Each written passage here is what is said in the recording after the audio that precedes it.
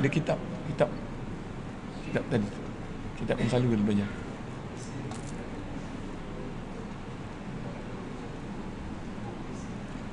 A'udzubillahi samil alim minasyaitonir rajim. Bismillahirrahmanirrahim. Alhamdulillahi rabbil alamin. Wassalatu wassalamu ala asyrafil anbiya'i wal mursalin wa ala alihi wa sahbihi ajma'in.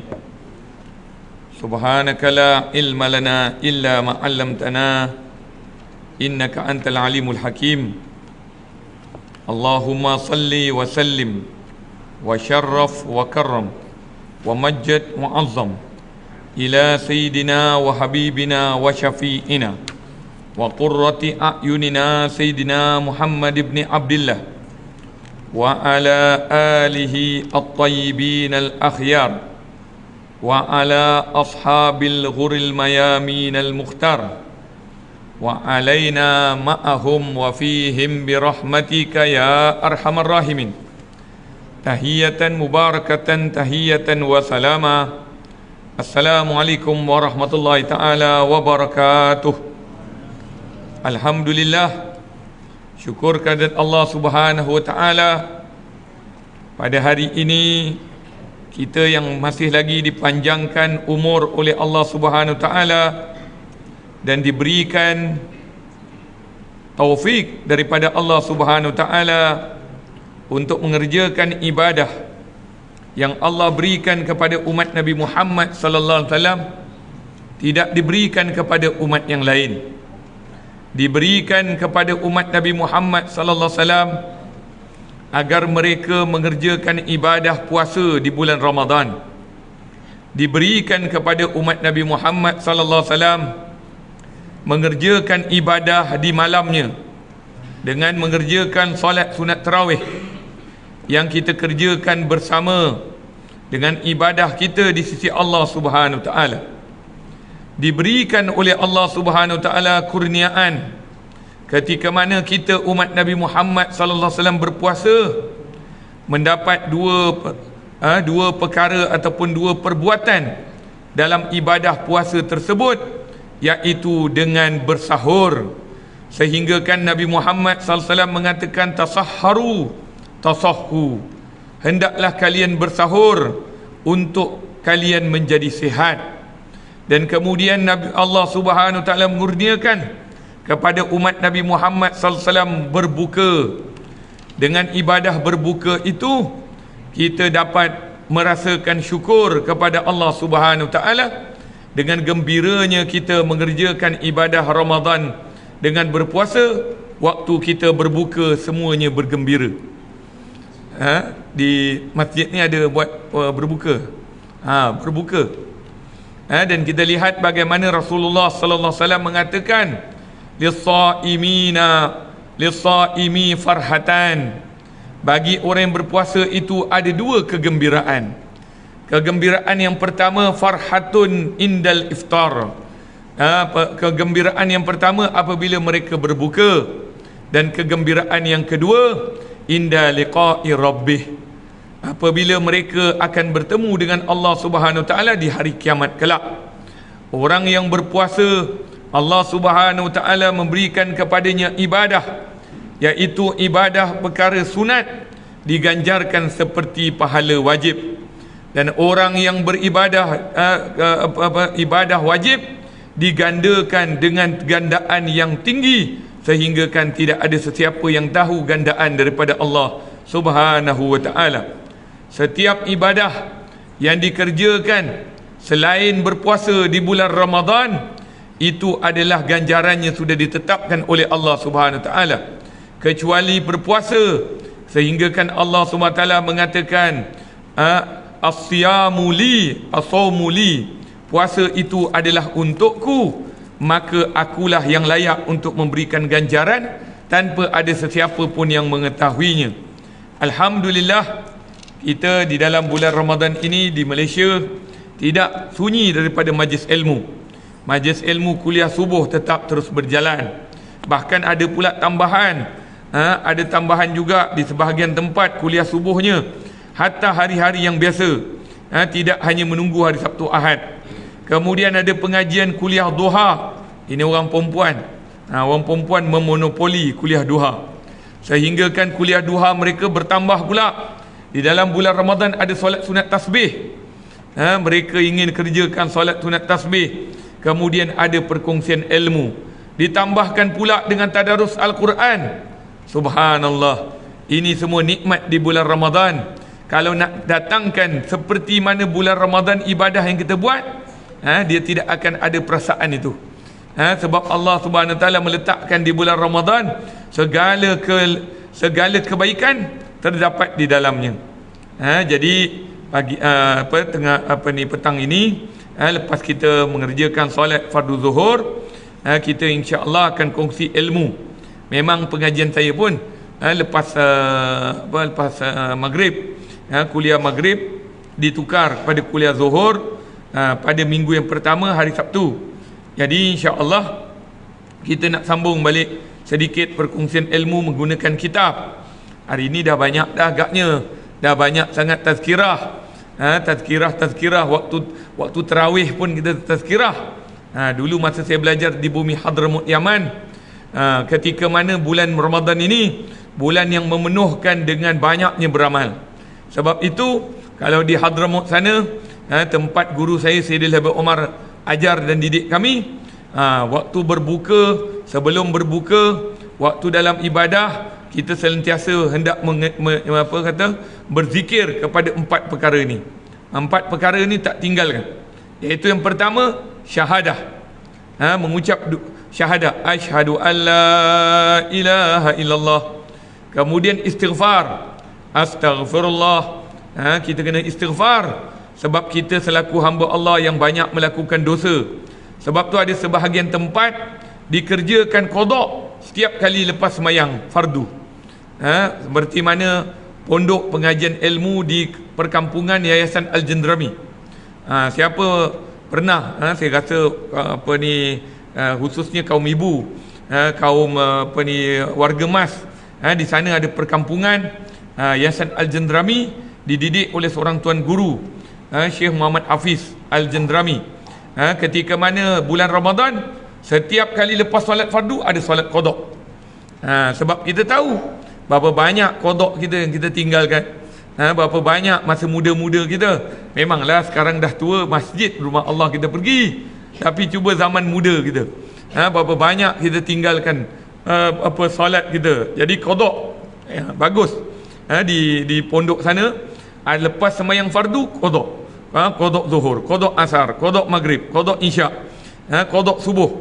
Setiap kali kita berapa banyak pernah tuan-tuan muhasabah berapa banyak qada kita yang patutnya kita qada. Jadi kena qada. Sebab tu kalau ikut dalam mazhab Syafi'i, pada mutawatirnya, yang ada pendapat yang mengatakan tak boleh solat sunat tarawih melainkan qada dulu. Itu kalau orang tak qada langsung, kalau tak ada rasa qada langsung. Tapi kalau kita boleh buat dua-dua, bagus. Qada buat, tarawih pun buat. Jangan sibuk kerja tarawih.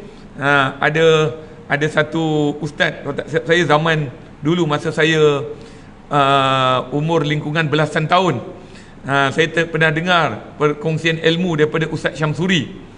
Dia kata ada seorang tu, ditanya family dia lah kot, mungkin family dia tanya suami dia ke ataupun abang dia ke, ini sembahyang tarawih tak pernah tinggal. Sembahyang tarawih tak pernah tinggal, tapi sembahyang fardu tinggal. Lalu hairan, kenapa kamu sembahyang fardu kadang-kadang kamu tinggal, tapi sembahyang tarawih tak pernah tinggal? Lalu dia pun kata, rupa-rupanya abang dia ke suami dia ni pengejar kepada fadilat. Fadilat. Kan ada dulu orang keluarkan hadis, orang sembahyang tarawih yang pertama, malam pertama seperti baru lahir daripada perut ibu. Itu fadilat tu, dia bukan fadilat yang sahih. Kadang-kadang dia berada dalam hasan, kadang-kadang dia berada dalam dhaif. Tapi yang sahih, seperti mana hadis yang dikumpulkan oleh ulama-ulama yang telah meletakkan hadis yang sahih, seperti mana man shoma ramadhana imanan wa ihtisaban ghufira lahu ma taqaddama min dhanbi wa ma ta'akhir. Barang siapa yang barang siapa berpuasa di bulan Ramadan dengan penuh keimanan, iaitu dia tahu ini iman, ini masalah iman, berpuasa ni masalah iman, bukan masalah saya kuat nak puasa ataupun tak kuat, ataupun orang lain puasa saya puasa nanti orang kata saya tak boleh raya. Ada orang begitu, nanti tak boleh puasa, tak puasa tak boleh raya. Iman dia adalah pokok keimanan. Siapa yang beriman kepada Allah, dia wajib puasa. Bukan awalnya nanti orang lain puasa saya tak puasa, saya malu, saya segan. Sebab tu ada orang kejar puasa tapi ibadah solat tinggal lagi. Sebab dia tak tahu, dia tak tahu hukum sebenar. Apa yang dimaksudkan dengan puasa, apa yang dimaksudkan dengan solat. Maka tak boleh begitu. Sebab itu kita lihat ada orang cakap solat sunat tarawih tak boleh tinggal sebab pahalanya lebih macam-macam, sedangkan wajib tu lebih aula. Wajib tu lebih aula. Sama juga dengan ba'diyah isyak. Orang hari ni kejar tarawih, ba'diyah isyak dia tinggalkan. Sedangkan ba'diyah isyak itulah, ada riwayat mengatakan ba'diyah isyak itulah tanda orang dapat Lailatul Qadar. Maksudnya orang yang nak dapat Lailatul Qadar, dia kena melazimi solat sunat rawatib. Bukan sibuk kejar tu 21 malam ke, malam 21, malam 23, malam 25, tapi Ramadannya hanya sebab kejar Lailatul Qadar. Nanti lepas habis tarawih, habis Ramadan, masjid pun kurang orang. Ini kejar tarawihnya Masya Allah sampai keluar melaut, sampai keluar ke luar luar masjid. Sebab nak kejar tarawih malam pertama. Cuba tengok malam pertama dengan malam 15 sama ke tak sama? Kalau sama, alhamdulillah. Sama tak malam 20 dengan malam pertama? Sama? Mana pergi? Adakah anda Ramadan itu apa kata ulama, kita ni meninggalkan Ramadan ke Ramadan meninggalkan kita? Kalau siapa kata Ramadan meninggalkan kita, maknanya kita ibadah kerana Ramadan. Kerana Ramadan ramai. Ada kaum ibu kat belakang. Kaum ibu lagi Masya Allah, berderet-deret datang masuk dalam semayang, nak tarawihnya. Tapi nanti bila lepas habis Ramadan tak nampak pula orang perempuan ramai. Seakan-akan Ramadan je kena wajib datang masjid. Tapi lepas Ramadan tak nampak dekat masjid. Hati-hati ni. Hati-hati orang yang datang Ramadan sebab tarawihnya nak ramai, tapi bila habis raya tak ada pula datang solat berjemaah. Adakah kamu sembahyang sebab, adakah kamu sembah Allah kerana Ramadan, ataupun Ramadan itu wasilah untuk sembah Allah Subhanahu Wa Taala? Ini tanya, tepuk dada tanya iman masing-masing. Adakah kita mampu? Sama juga dengan zuhur ni. Orang AJK masjid lebih tahu. Adakah waktu zuhur ataupun waktu subuh pada Ramadan dengan luar Ramadan sama? Adakah kita boleh sibukkan diri kita untuk solat zuhur berjemaah di bulan Ramadan, tapi selain Ramadan kita boleh kejar masjid? Ini semua muhasabah diri sebelum kita keluar daripada Ramadan, supaya jangan kita menjadi orang yang sembah Ramadan, bukan sembah Allah Subhanahu Wa Taala. Waktu Ramadan kita penuh macam-macam, ikut aktiviti, baca Al-Qurannya, ambil Al-Quran, mushaf, semua orang baca Al-Quran bulan Ramadan. Tapi luar Ramadan, berapa orang boleh baca Al-Quran? Ini semua muhasabah untuk diri kita. Saya mengajar dalam kitab ini, dalam buah keyakinan.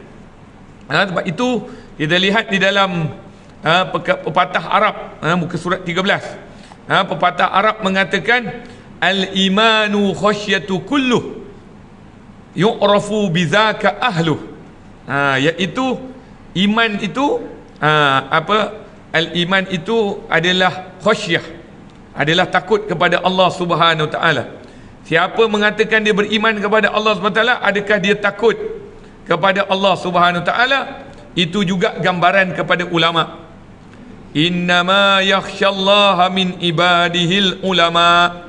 Hanya saja orang yang orang yang takut kepada Allah, itulah dia ulama. Ini semua buah keyakinan.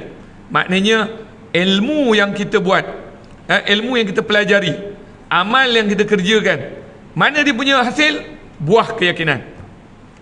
Di antara buah-buah keyakinan ialah ketenangan hati. Dah dapat ketenangan hati ke belum? Ada masalah-masalah yang berat, masalah yang besar, adakah sampai tinggal ibadah? Orang yang tenang, apa saja yang berlaku, naik ke, jatuh ke, atas ke, bawah ke, dia tetap sama macam mana yang dia sebelumnya. Itu orang yang ada yakin pada Allah SWT. Tak kira lah datang Covid ke, tak datang Covid ke, datang musibah ke, tak datang musibah ke, dia tetap sama. Sembahyangnya tetap sama, puasanya tetap sama, baca Al-Qurannya tetap sama, zikirnya tetap sama. Ini bila senang, lupa Allah. Bila susah, datang kat masjid, datang kat surau. Sebab tu kita tengok hari ni kadang-kadang ada orang bila ada masalah baru dia cari orang masjid. Bila tak ada masalah, muka batang hidung pun tak nampak. Jadi sebab itu masjid rumah Allah SWT bukan hanya waktu kita susah, waktu senang dan susah, itu buah keyakinan. Orang yang yakin pada Allah, hidup dia susah ke, dia senang ke, dia tetap ingat Allah Subhanahu wa ta'ala. Dan dapat ketenangan hati. Tenang hati. Apa gambaran orang tenang hati? Gambaran orang tenang hati ni, dia tak gopoh-gapah, dia tak gelojoh. Kan? Sebab tu Rasulullah sallallahu alaihi wasallam ketika mana dalam hidup Nabi sallallahu alaihi wasallam, walaupun Nabi ni belum jadi Nabi, sebab tu Allah SWT lebih mengetahui siapa yang Allah nak letakkan kerasulannya. Allahu a'lamu haitsu yaj'alu risalatah. Allah lebih mengetahui di mana nak letak Nabi. Maknanya keras utusan Allah tu, Allah nak pilih siapa yang Allah pilih. Sebab tu orang hafal Quran ke, orang belajar agama ke, memang ramai orang belajar. Dulu masa saya belajar di Hadramaut, pelajar Malaysia masa tu baru 80 orang. Di Hadramaut tahun 2000. Saya sampai sana, pelajar Malaysia baru 80 orang. Ini hari ini pelajar Malaysia dekat 5,000 yang belajar di Hadramaut. Saya pun insya-Allah dalam mungkin hari raya, hujung raya, habis Syawal, saya akan pergi Hadramaut, tempat ulama-ulama habaib, ulama umat ahli bait Nabi sallallahu alaihi wasallam berketurunan Sayyidina Husain banyak sana. Yang kita hari ini dengar qasidah Maulid, di antara bagaimana datangnya amalan ini adalah daripada Hadramaut. Bukan Hadramaut tu restoran saja, bukan Hadramaut tu nasi mandi, yang kita tahu mandi, lamb mandi, chicken mandi, tapi kita tak tahu Hadramaut ni adalah ilmu agama Islam sampai ke tanah Melayu, sampai ke alam Nusantara.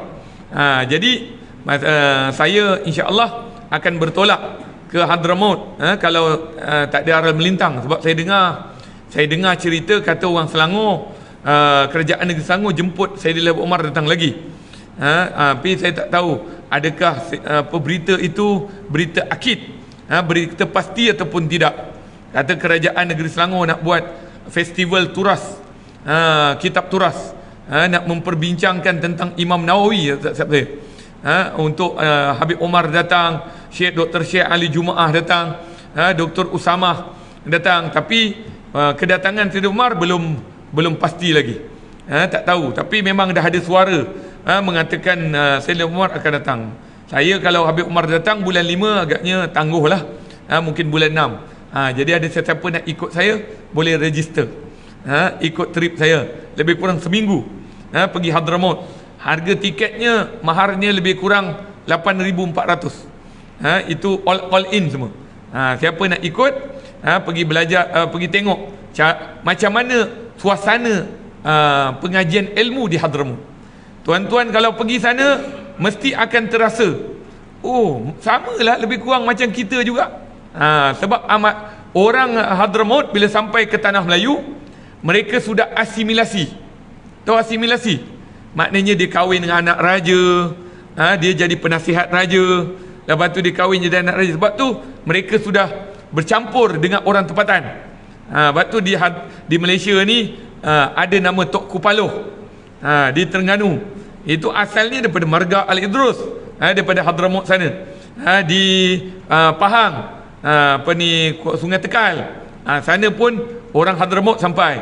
Di Johor ada perkuburan nama dia Mahmudiyah. Perkuburan Mahmudiyah kebanyakannya ulama-ulama Hadramaut yang datang ke tanah Melayu, kemudian anak-anaknya jadi mufti. Jadi di sana. Sebab tu Ahlul Bait Nabi SAW dengan bumi tanah Melayu ni sudah kata apa? Sudah sinonim. Maknanya tak bolehlah tuan-tuan kata apa ni kita nak ta'assub dengan Ahlul Bait Nabi. Memang pun, sebab bumi tanah Melayu ni dulunya bumi Ahlul Bait Nabi SAW. Maknanya keluarga Sayyid yang datang daripada sama ada jalur Hasan ataupun jalur Hussein datang ke tanah Melayu, datang ke alam Nusantara. Sebab tu kita dekat Melaka ada satu pulau Melaka, pulau besar. Pulau besar tu adalah cicit daripada Syekh Abdul Qadir Al-Jilani. Datang ke Malaysia, lalu akhirnya dimakamkan, kuburnya, pusaranya berada di pulau besar Melaka. Sebab tu orang Malaysia ni di antara orang yang ada hubungan dengan ulama Hadramaut. Sebab tu kita ada maulid, kita ada wirid lepas semayang, kita ada tahlil arwah, kita ada ziarah kubur. Sama. Sebab apa? Sebab diambil daripada manbaknya, daripada asalnya. Sebab tu orang Melayu dia sinonim dengan apa yang telah dilamalkan oleh ulama-ulama dari Hadramaut.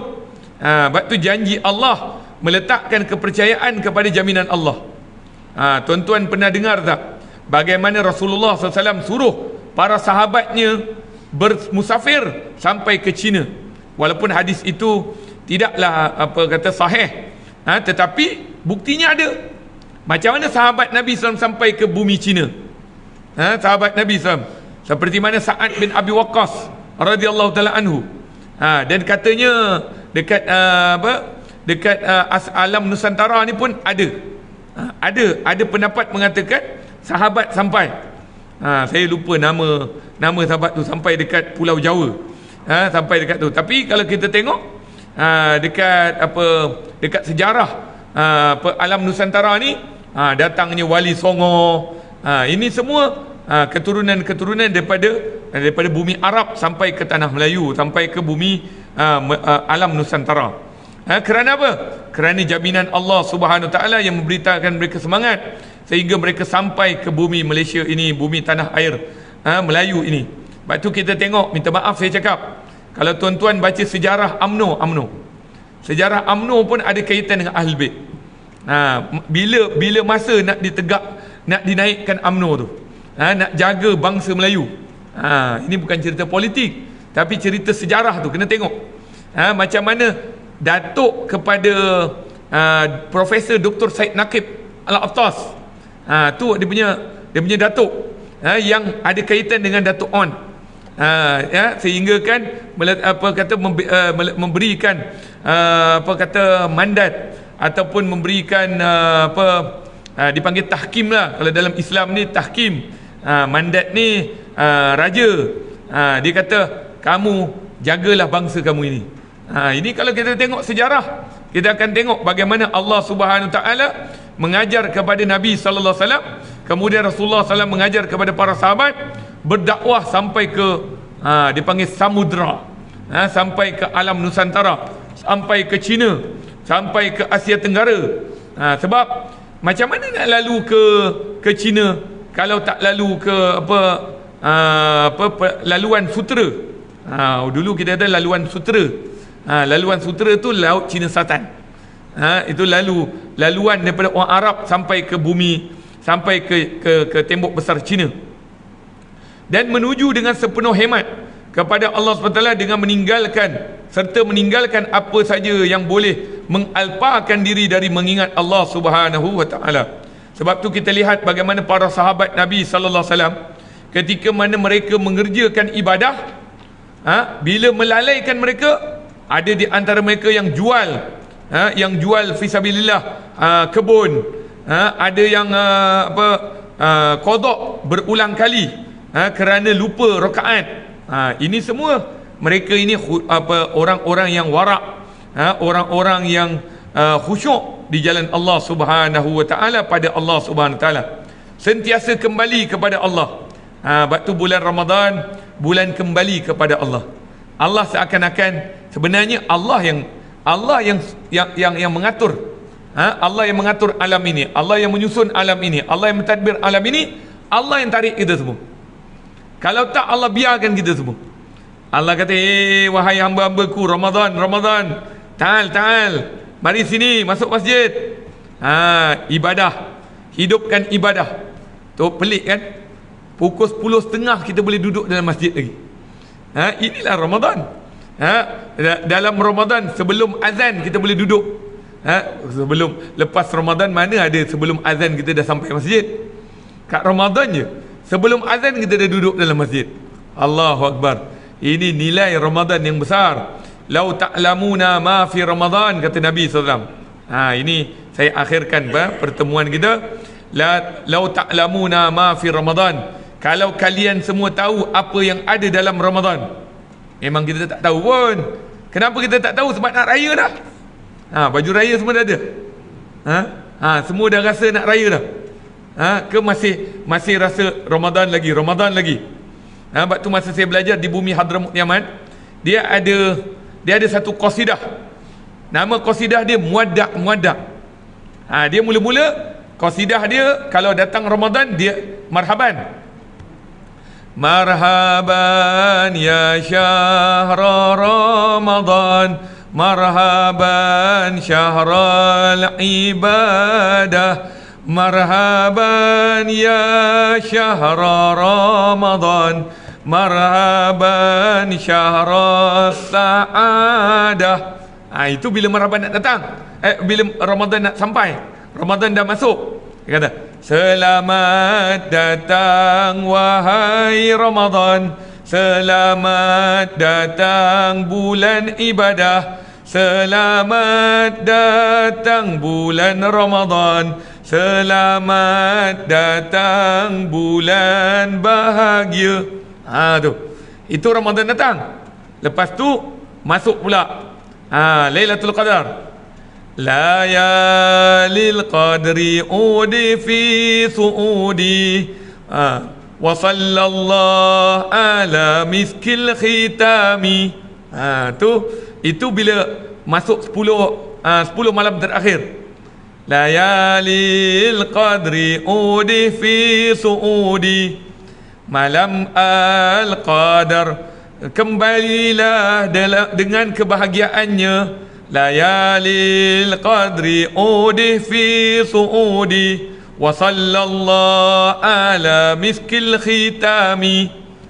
Itu bila pertengahan. Nanti bila nak berakhir, nak mengucapkan selamat tinggal, dia akan tahu, muwadda' ya Ramadan, udah alaina bil ghufran. Muwadda' ya Ramadan, udah alaina bil ghufran.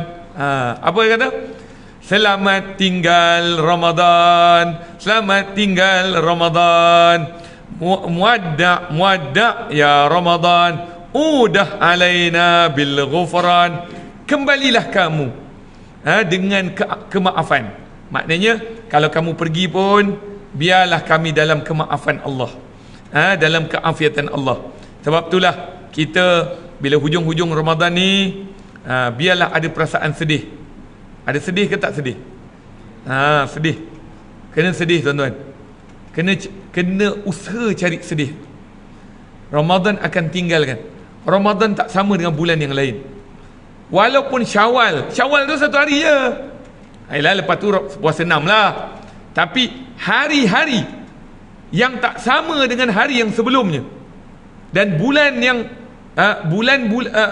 hari-hari yang dalam satu bulan tak sama dengan hari-hari yang berada dalam bulan-bulan yang lain.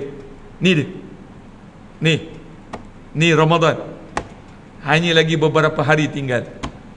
Malam ni malam 27. Malam 27. Tak tahulah Kalau orang tanya saya, Ustaz, Lailatul Qadar dah lepas ke belum? Saya kata, ada Ramadan lagi ke tak ada? Ada. Usaha lagi. Sebab apa? Sebab bila kita dah letak, Lailatul Qadar malam 23, agak-agak ada semangat lagi. Semangat tu dah luntur. Sebab tu ulama-ulama ahlillah, dia tak sibuk kejar tu. Kita ni je yang betul-betul nak kena tengok ini, tak payah. Kalau kita jaga tiap-tiap malam Ramadan, insya-Allah dapatlah Lailatul Qadar. Cuma apa yang Nabi tekankan, ikut. Nabi kata carilah malam Al-Qadar pada 10 malam terakhir. Tu Nabi sebut. Nabi sebut, maknanya malam Al-Qadar akan berlegar pada 10 malam terakhir. Tapi Nabi sebut tak? Masa Nabi sebut tu, ada tak Nabi sebut 23, 25, 27? Ada tak? Tak ada. Maknanya Nabi nak bagi tahu 10 malam terakhir tu buatlah ibadah lebih daripada awal. Ramadan ni yang special dia hujung. Walaupun awal tu kita kejar, tapi kenapa special tu letak hujung? Supaya jangan kita kata, alah dah lah, habislah, dah habis Ramadan. Padahal di 10 malam terakhir itulah itu tempat Allah sorokkan malam lebih baik daripada 1000 bulan. Ketika mana ada orang berkata kepada Nabi SAW, ya Rasulullah, bagaimana umat terdahulu berperang? Lalu Nabi kata, mereka mengangkat senjata 1000 bulan. Maknanya jihad mereka 1000 bulan. Maka para sahabat kata, ya Rasulullah, kalau mereka 1000 bulan, kalah kita Rasulullah. Kita 1 hari 2 hari ataupun hanya setahun saja. Lepas tu Rasulullah SAW kata, Rasulullah diam. Allah turunkan ayat Al-Quran, inna anzalnahu fi lailatul qadr. Sebab tu disunatkan, kata ulama, malam 10 malam terakhir ni, kalau boleh lepas sembahyang tarawih tu, lepas sembahyang tarawih ataupun lepas ibadah malam, salam dengan orang. Salam dengan orang. Sebab kita tak tahu mana malaikat Jibril. Sebab malaikat Jibril memang boleh berubah rupa. Sebab tu 10 malam terakhir, lepas habis ibadah tarawih ke apa, kita jumpa orang, salam dia. Yang mana senyum-senyum kat kita tu, cepat salam dia. Mana tahu dia adalah di antara malaikat Allah Subhanahu Taala yang ubah seperti manusia. Nabi sallallahu alaihi wasallam bertemu dengan malaikat Jibril. Kebanyakan watak malaikat Jibril adalah bertukar seorang sahabat. Namanya siapa? Dihyatul Kalbi. Ni sahabat Nabi SAW yang malaikat Jibril menyerupai sepertinya. Tanazzalul malaikat war ruh. Para malaikat bersalingan turun. Wal malaikat war ruh. Para malaikat dan roh. Roh tu malaikat Jibril. Sebab tu kita kalau boleh malam-malam, kalau boleh malam-malam lah, sebab disebutkan ketika mana malaikat Jibril melihat hamba Allah Subhanahu Taala sedang beribadah kepada Allah Subhanahu Taala, mereka akan mengaminkan bersama. Sebab tu bila kita doa, sebab tu kalau di Hadramaut bulan hujung-hujung macam ni, mereka akan banyak baca doa. Apa doa? Tuan-tuan kalau ada doa banyak-banyak, masukkan semua doa. Jangan kedekut dengan doa-doa. Bulan waktu hujung Ramadan ni, banyakkan doa. Mudah-mudahan yang mengaminkan bersama kita adalah malaikat Allah Subhanahu wa Ta'ala. Jadi perasaan sedih tu kena ada. Dan yang keduanya, jangan lupa bayar zakat. Kerana zakat ini adalah ikatan di antara ibadah Ramadan kita dengan kembalinya ibadah itu kepada Allah Subhanahu wa Ta'ala. Bila bayar zakat baru selesai. Yang ketiga, iaitu kalau boleh tuan-tuan, perempuan dan saya sendiri, jangan matikan malam takbir. Maksud malam takbir tu kita takbir kan, tapi malam tu kalau boleh hidupkan. Solat sunat 2 rakaat ke, baca Quran ke, zikir ke, takbir tu baguslah. Takbir rumah ke rumah. Tapi ambil hadis daripada Rasulullah SAW. Rasulullah SAW kata, hendak mata di hari kiamat kelak, banyak mata akan mengalir, menangis. Banyak mata akan menangis, kecuali 2 mata, iaitu mata yang bangun malam kerana takut kepada Allah Subhanahu taala, termasuk malam itu adalah malam Lailatul malam Idul Fitri, malam Idul Adha. Wallahu taala a'lam bisawab. Insya-Allah kita akan bertemu lagi pada pengajian yang akan datang lepas raya. Perihal niat. Perihal niat ke darjat ahli keyakinan. Darjat ahli keyakinan, muka surat 14. Siapa ada kitab, tanda muka surat 14, darjat ahli keyakinan. Allahumma inna nas'alukal afwa wal afiyah wal mu'afata da'imah fid din wa dunya wal akhirah. Rabbana lakal hamdu syukra wa lakal mannu fa'la wa anta rabbuna haqqa. Allahumma inna nas'alukal afwa wal afiyah wal mu'afata da'imah fid din wa dunya wal akhirah. Sallallahu alaihi wasallam walhamdulillahi rabbil alamin. Saya minta ampun dan maaf atas segala kekurangan dan kelemahan dari selama ini. Assalamualaikum warahmatullahi taala wabarakatuh.